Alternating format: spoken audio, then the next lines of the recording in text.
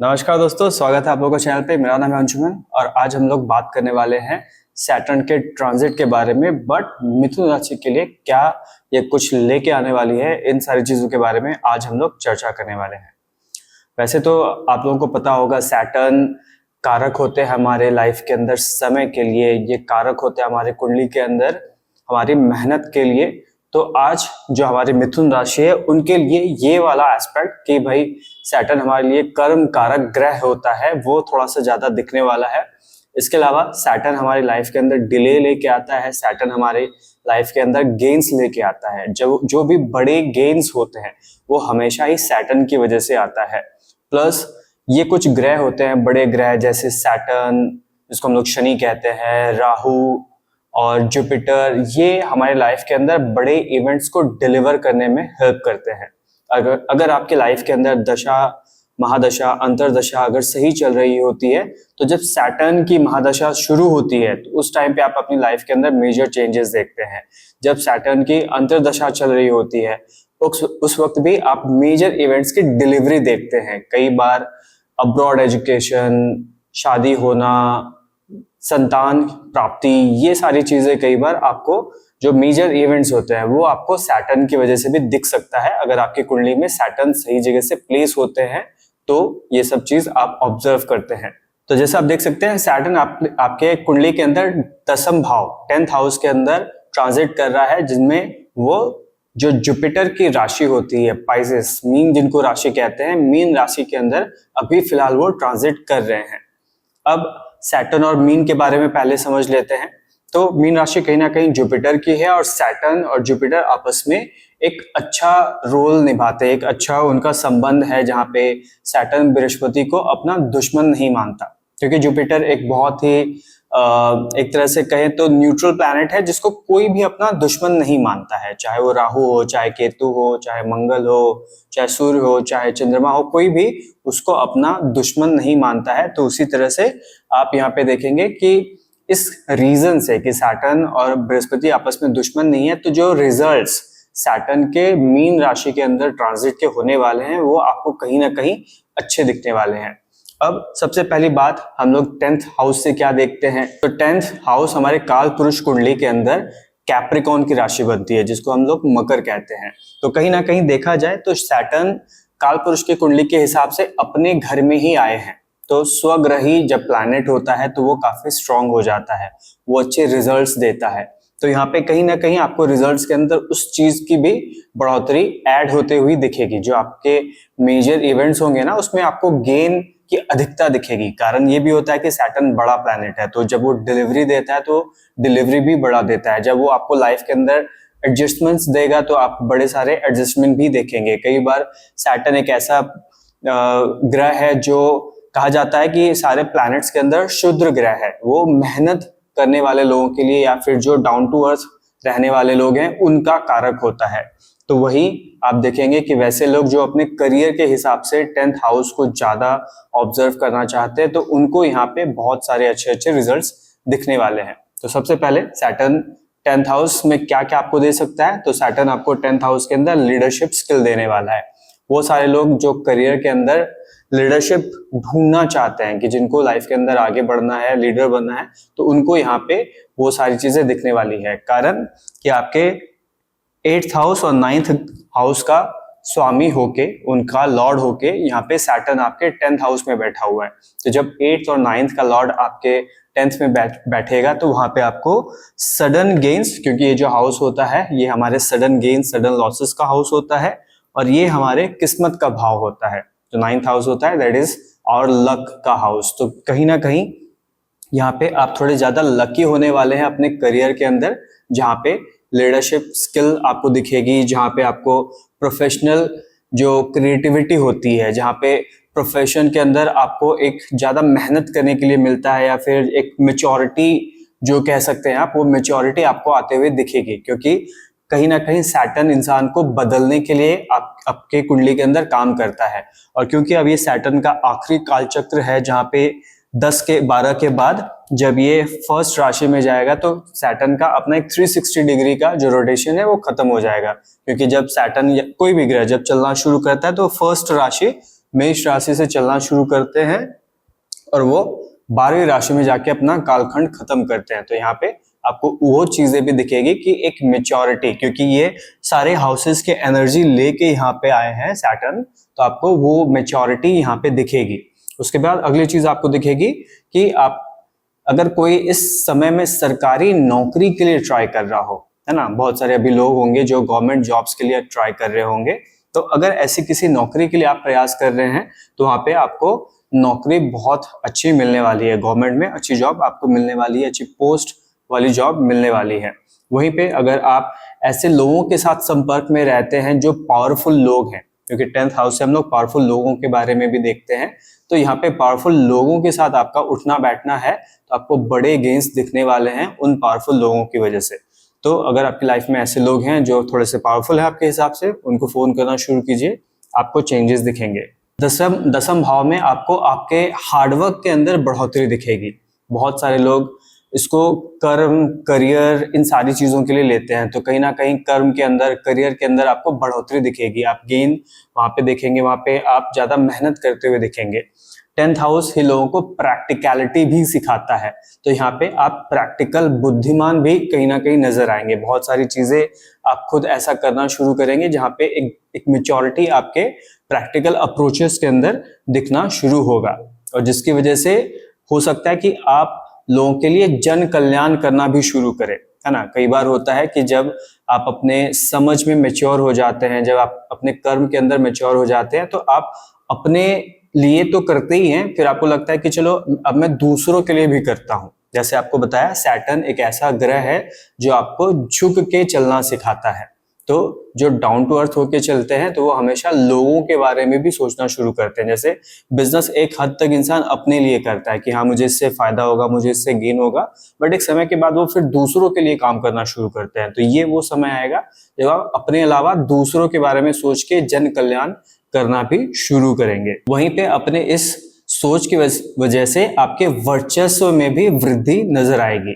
कहते हैं ना कि आप जब काम कर रहे होते हैं और एक मेहनत के साथ काम कर रहे होते हैं, सैटर्न यहाँ पे अपनी राशि में आया है, तो वो मेहनत एक अलग लेवल पे आपको मेहनत दिखने वाली है, तो उस मेहनत की वजह से आपका वर्चस्व बोलेगा। ये वर्चस्व सिर्फ आपके करियर के अंदर नहीं होगा, वो आपके प्रोफेशनल और पर्सनल लाइफ के अंदर भी होगा। आपके काम की वजह से आपको आपके घर के अंदर भी एक अलग औधा मिलेगा, आपको वर्चस्व महसूस होगा कि अब मेरे घर में भी सारे लोग मुझे ज्यादा मैच्योर ले रहे हैं और मेरी बात सुनते भी है। कई बार होता है कि आप अपना एक दृष्टिकोण लोगों के सामने रखते हैं, तो कई बार वो आपके दृष्टिकोण को इतना अच्छे से नहीं समझते हैं, बट ये वो जगह होने वाली है जहाँ पे आपके दृष्टिकोण को लोग थोड़ा ज्यादा अच्छे तरीके से लेने वाले हैं। फिर आती है नेक्स्ट चीज, सैटर्न यहाँ पे बैठ के आपको एम्बिशियस बनाएगा, क्योंकि ये अपने घर में आया है, ये कैप्रिकॉर्न की अपनी राशि है, तो कहीं ना कहीं ये आपको ज्यादा काम करने के लिए प्रेरित करेगा। अंदर से आपको फील आएगा कि मुझे ज्यादा मेहनत करनी है, तो बिल्कुल उस पर आप काम कीजिए। फिर नेक्स्ट चीज जो आपको सैटर्न देने वाला है वो है एक गुड प्लानिंग, क्योंकि कहीं ना कहीं मेच्योरिटी तभी आती है जब आप अच्छे से प्लानिंग करते हैं।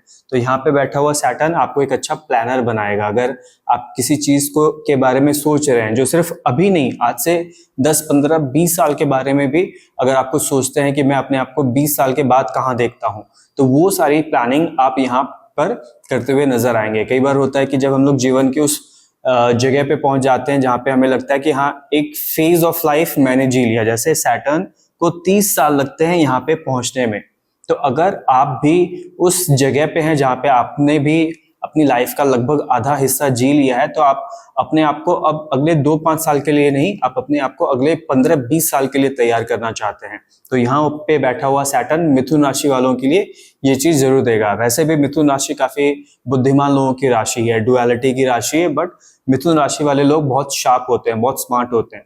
तो वहां पे ये स्मार्ट लोग अपने 15-20 साल के मूव के बारे में प्लानिंग करते हुए नजर आएंगे।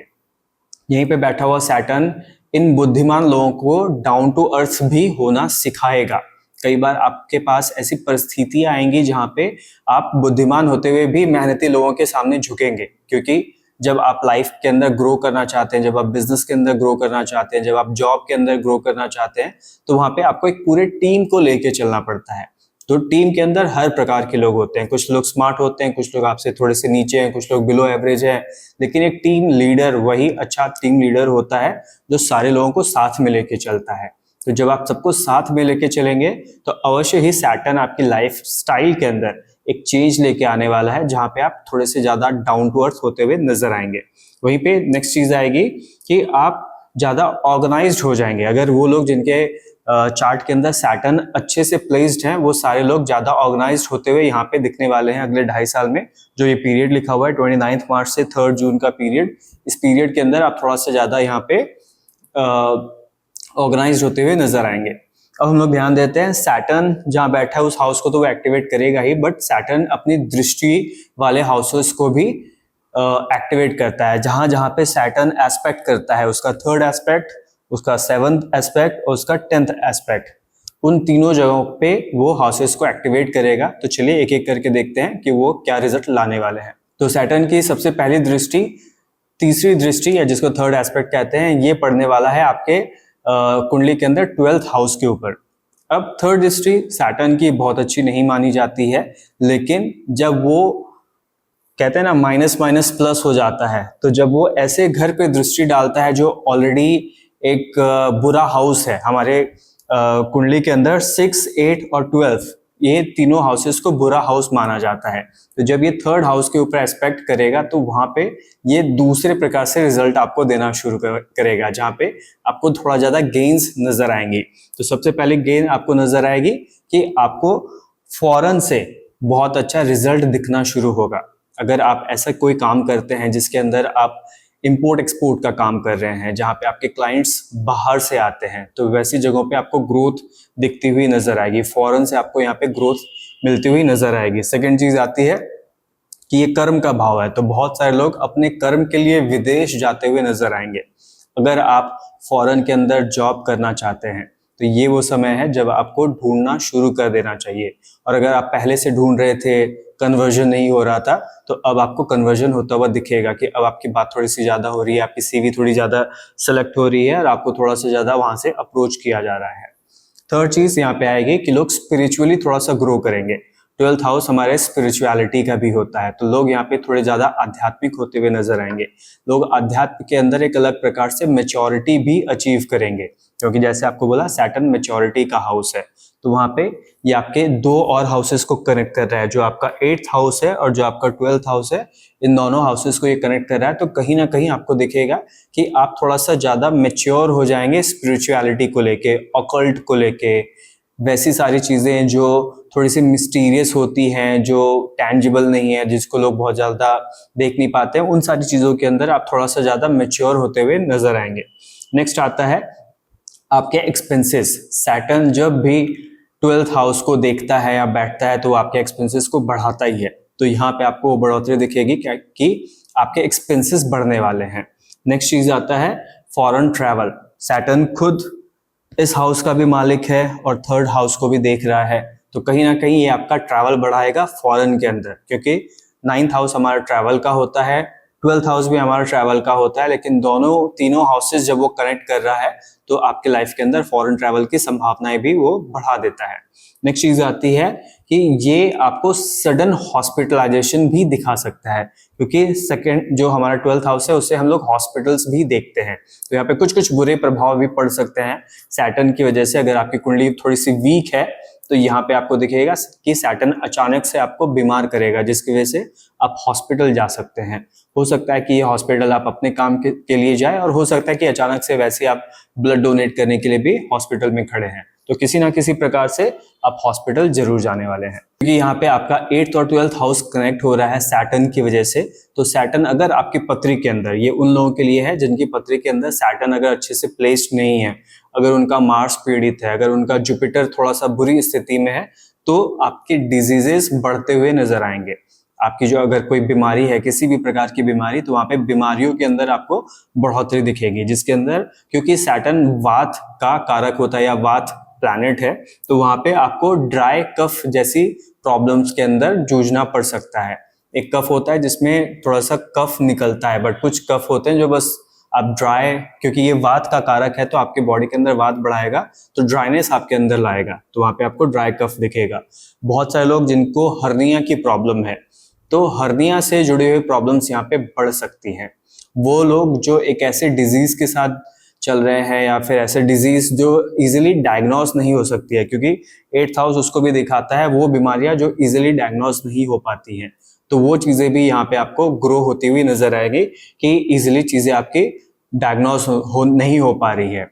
वहीं पे शनि फिर से वात का कारक है, तो आपके जोड़ों के अंदर वो वात बढ़ाने वाला है, जिसकी वजह से जोड़ों के अंदर दर्द आपको महसूस होगा। और ये थोड़ा सा अचानक से आ सकता है कि अचानक से मौसम चेंज हुआ और आपके जोड़ों के अंदर दर्द आना शुरू हो गया। तो सैटर्न कहता है कि जब भी मैं आता हूँ अपने लाइफस्टाइल के अंदर चेंजेस लाओ, तो यहाँ पे आप अपने लाइफस्टाइल के अंदर चेंजेस जरूर लाएं। और अगर आप वॉक नहीं करते हैं तो वॉक करें, अपना खाना पीना ठीक करें, ज्यादा ठंडी चीजें ना पिए, क्योंकि सैटर्न ठंड का कारक होता है। मतलब कहते हैं ना कि सैटर्न सबसे दूर का प्लैनेट है, ठंडा प्लैनेट है, तो ठंडी चीजों का सेवन कम करेंगे तो आपको वहां पे इंप्रूवमेंट दिखेगी। चलिए अब बात करते हैं सैटर्न के 7वीं दृष्टि के बारे में, जो पड़ रहा है हमारे कुंडली के 4th भाव में, 4th हाउस में। 4th हाउस हमारी मदर का होता है, तो यहाँ पे आप देखने वाले हैं कि आपकी मदर के साथ आपके रिलेशंस थोड़े से गड़बड़ होने वाले हैं। आपकी मदर बीमार भी पड़ सकती है। अगर आपके सैटर्न की प्लेसमेंट अच्छी नहीं है चार्ट के अंदर, तो निश्चित रूप से आप ये एक चीज जरूर देखेंगे कि आपकी माता जी की तबीयत खराब होगी ही होगी। ये एक चीज है जिसको कोई झुठला नहीं सकता। बट इसके साथ सैटर्न के 4th हाउस को देखने के कुछ अच्छे एस्पेक्ट्स भी हैं, जिसमें से नंबर 1 आएगा आपकी लाइफ के अंदर कंफर्ट। ठीक है, अब वैसे तो मैं कह रहा हूँ कि सैटर्न कर्म का कारक है, करियर के भाव में बैठा हुआ है, तो आपको ज्यादा मेहनत कराएगा, लेकिन ये मेहनत आपको एक अच्छी कुर्सी पे भी करवा सकता है। क्योंकि जैसे आपको बोला कि आपकी पोस्ट बढ़ने वाली है, लीडरशिप बढ़ने वाली है, तो आपको एक अच्छी कुर्सी मिलेगी, जिस कुर्सी पे आराम से बैठ के इसी दफ्तर के अंदर आप काम करते हुए नजर आ सकते हैं। और वैसे लोग जो अपना मन चाहा व्हीकल खरीदने वाले थे, जैसे कई बार होता है कि सैटर्न बड़ी चीजों का कारक होता है, तो यहाँ पे पॉसिबिलिटी है कि आप छोटी की जगह बड़ी गाड़ी ले लें। कि पहले आपका बजट सिर्फ से एक ऑल्टो लेने के लिए अलाउ कर रहा था, लेकिन अब मेरे पास पैसा आ गया है, मैं होंडा सिटी अफोर्ड कर सकता हूँ, और आप होंडा सिटी भी ले सकते हैं। तो ऐसी तरह से आप देख सकते हैं कि आपके मन चाहा, जैसे आजकल बहुत सारे लोगों की एसयूवी गाड़ियां खरीदने का मन होता है, तो आप वो सारी चीजें भी यहाँ पे देख सकते हैं। नेक्स्ट चीज आती है हाउस के अंदर किसी भी प्रकार का रेनोवेशन वर्क, जहाँ पे आप हो सकता है कि मेजर रेनोवेशन वर्क करा ले, या हो सकता है कि आप नया घर बनवाना शुरू कर सकते हैं, या फिर जैसे ये कहते हैं ना 8th हाउस को कनेक्ट कर रहा है, तो आप पुराने किसी घर के अंदर भी काम लगवा सकते हैं। कि ऐसा कोई घर जो आपको हेरिटेज से मिलने वाली थी, पुराना आपका कोई फार्म हाउस का घर, गांव का कोई घर, या ऐसी कोई हवेली टाइप जगह आपके पास थी, तो वैसी जगहों पे आप यहाँ पे काम लगवा सकते हैं। और एक डिफरेंट सी चीज यहाँ पे ये भी होने वाली है कि हो सकता है कि आप अपने परिवार के साथ, क्योंकि ये फैमिली का भी हाउस है, तो आप अपनी किसी पुरानी प्रॉपर्टी को भी आप घूमने के लिए वहां पे जा सकते हैं। कई बार होता है ना कि अचानक से नॉस्टैल्जिया आया और आपने अपने किसी पुराने गांव में पिकनिक मनाने का प्लान कर लिया, तो ये हो सकता है कि अगले 2-2.5 साल के कालखंड में आप ऐसे ही कोई रैंडम सा ट्रिप बना सकते हैं जहां पे आप अपने पुराने घर में जाने वाले हैं। नेक्स्ट आता है कि आपकी फैमिली लाइफ, क्योंकि 4th हाउस से हम लोग फैमिली लाइफ देखते हैं, तो यहाँ पे फैमिली लाइफ भी थोड़ी सी गड़बड़ होती हुई नजर आ रही है, क्योंकि सैटर्न की दृष्टि बहुत स्ट्रांग पड़ने वाली है यहाँ पे, तो आपको वहां पे दिक्कत हो सकती है। नेक्स्ट चीज कि यहाँ पे थोड़ा सा फैमिली की प्रॉपर्टी होती है, हेरिटेज से जो प्रॉपर्टी मिलती है, उन प्रॉपर्टी के अंदर डिस्प्यूट भी यहाँ पे दिख रहा है।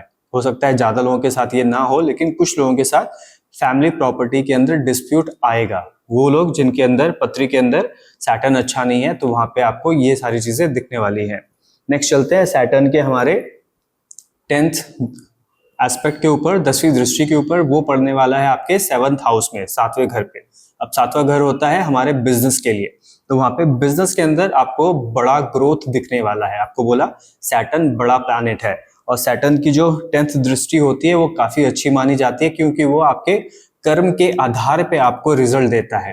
तो अगर पिछले कुछ समय से आप लगातार हसल कर ही रहे थे, कि आपने एक स्टार्टअप शुरू किया था और स्टार्टअप में आप लगातार काम कर रहे थे, या आपने एक नया बिजनेस शुरू किया था जहां पे आप काम किए जा रहे थे, तो अब वो समय है जहां पे आपको एक ग्रोथ दिखेगी। कहते हैं ना कि बिजनेस का फर्स्ट ईयर थोड़ा ऐसे एवरेज निकलता है और सेकेंड ईयर में आप बिल्कुल स्केल कर जाते हैं, तो उस प्रकार की ग्रोथ आपको यहाँ पे दिख सकती है कि आप अचानक से स्केल करते हुए नजर आएंगे, बट प्रोवाइडेड कि आपने पीछे मेहनत करी हुई हो। नेक्स्ट आता है पार्टनरशिप।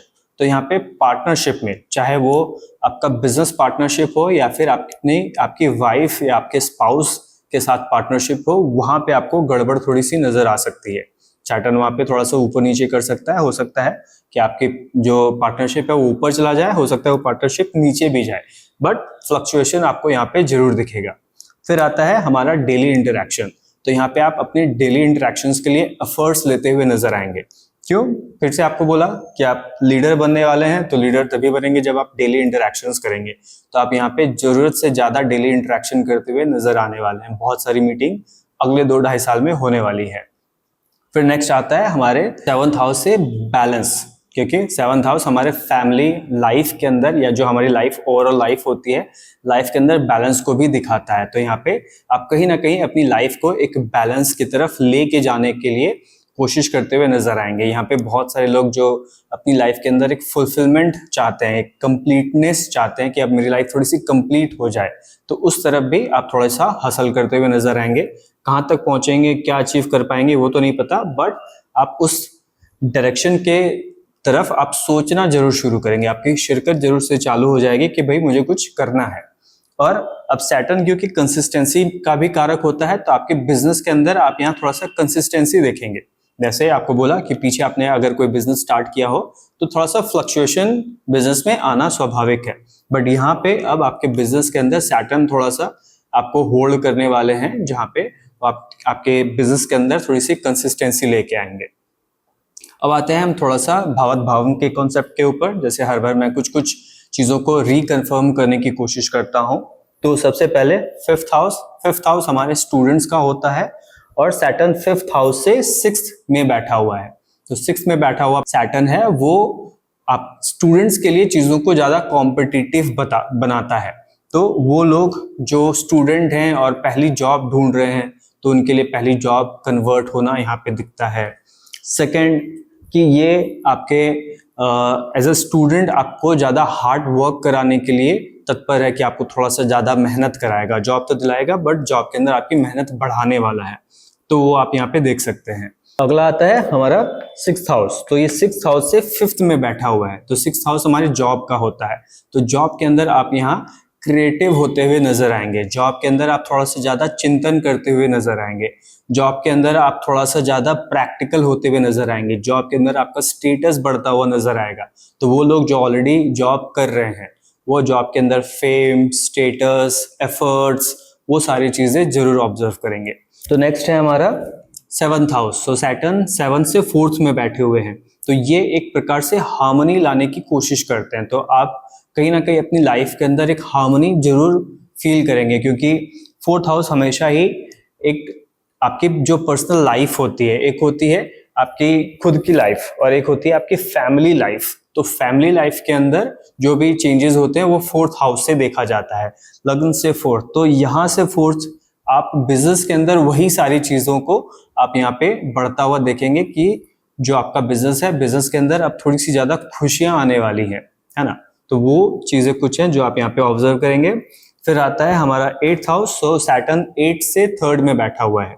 तो जब सैटर्न 8 से 3rd में बैठे हुए हैं, तो वहां पे आपको ये सडननेस आपकी लाइफ के अंदर वो लाएंगे। ये सडननेस आपके कम्युनिकेशन के अंदर हो सकता है, कि जब आप किसी से कम्युनिकेट करेंगे, तो वहां पे आप हो सकता है कि हड़बड़ा के आप लोगों से बात करने की कोशिश करें, कि आप कोई चीज कंफर्म करना चाहते थे, कम्युनिकेट करना चाहते थे, लेकिन जल्दबाजी में आप कम्युनिकेट कर गए। हो सकता है कि आप अपनी चीजों के लिए थोड़ा सा ज्यादा ढिंढोरा भी पीटना शुरू करेंगे, कि आपने अपनी लाइफ के अंदर थोड़ा सा कुछ गेन किया, तो उस गेन को आप थोड़ा ज्यादा लोगों के सामने लाने की कोशिश करेंगे, या फिर उस चीज का आप ढिंढोरा पीटना शुरू करेंगे। तो सैटर्न हमेशा ही लोगों को डाउन टू अर्थ होने के लिए प्रेरित करते हैं या सिखाते हैं कि लाइफ के अंदर थोड़ा सा आपको झुक के चलना है। तो यहाँ पे कोशिश करें कि अपनी चीजों के लिए थोड़ा ज्यादा ढिंढोरा ना पीटे। फिर आता है हमारा 9th हाउस। तो 9th हाउस से 2nd में सैटर्न बैठे हुए हैं। तो ये बहुत कुछ अच्छी चीजों को कंफर्म करते हैं, जैसे कि आपको ट्रैवल बोला था कि आप ट्रैवल करने वाले हैं, तो यहाँ पे आप पिलग्रिम्स के लिए ट्रैवल जरूर करेंगे, क्योंकि ये हमारे धर्म का भाव होता है, धर्म से 2nd।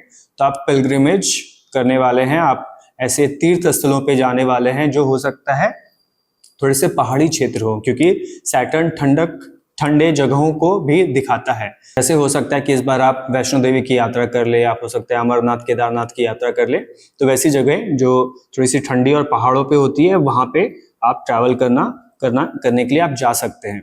सेकेंड आता है आपके फादर का, ये आपके फादर का भी हाउस बनता है, तो आपकी वजह से आपके फादर की गेन बढ़ने वाली है, मतलब आपके फादर को किसी ना किसी प्रकार से एक ग्रोथ दिखेगी जो आपकी वजह से होने वाली है। थर्ड, जैसे आपको बताया था कि ये हाउसेस को कनेक्ट करता है, तो कहीं ना कहीं ये आपके 10th और 7th हाउस को कनेक्ट कर रहा है आपके ट्रैवल वाले हाउस से। तो बहुत सारे लोग यहाँ पे बिजनेस के लिए भी ट्रैवल करते हुए नजर आएंगे। ये कुछ ऐसी चीजें हैं जो कई बार आप जब थोड़ा ज्यादा रुचि से किसी कुंडली को देखते हैं तभी आपको दिखती है। तो वो लोग जिनके सैटर्न एक सही हाउस में प्लेस्ड हैं, 3rd हाउस में प्लेस्ड हैं, तो वो सारे लोग यहाँ पे थोड़ा ज्यादा ट्रैवल करते हुए नजर आएंगे। बिजनेस के लिए ट्रैवल उन लोगों का थोड़ा सा ज्यादा नजर आने वाला है। तो ये मोटा मोटा मेरी तरफ से है कि सैटर्न जो मिथुन राशि वालों के लिए 10th हाउस में आने वाला है, उनके लिए अगला 2-2.5 साल का कालखंड कैसे रहने वाला है। तो उम्मीद करता हूँ कि मेरा जो प्रयास था वो आप लोगों को अच्छा लगेगा। अगर मेरा प्रयास आप लोगों को अच्छा लगे तो वीडियो को लाइक जरूर करें, जो लोग इनसे बेनिफिट होने वाले हैं उनके साथ शेयर जरूर करें। अगर आपके पास कोई सवाल है तो कमेंट्स में आप जरूर पूछें, मैं कोशिश करूंगा कमेंट्स में आपका रिप्लाई करने की। उसके अलावा सब्सक्राइब करना ना भूलें मेरे चैनल को। आज के वीडियो के अंदर इतना ही, मिलते हैं आपसे नेक्स्ट वीडियो में। ओम नमः शिवाय।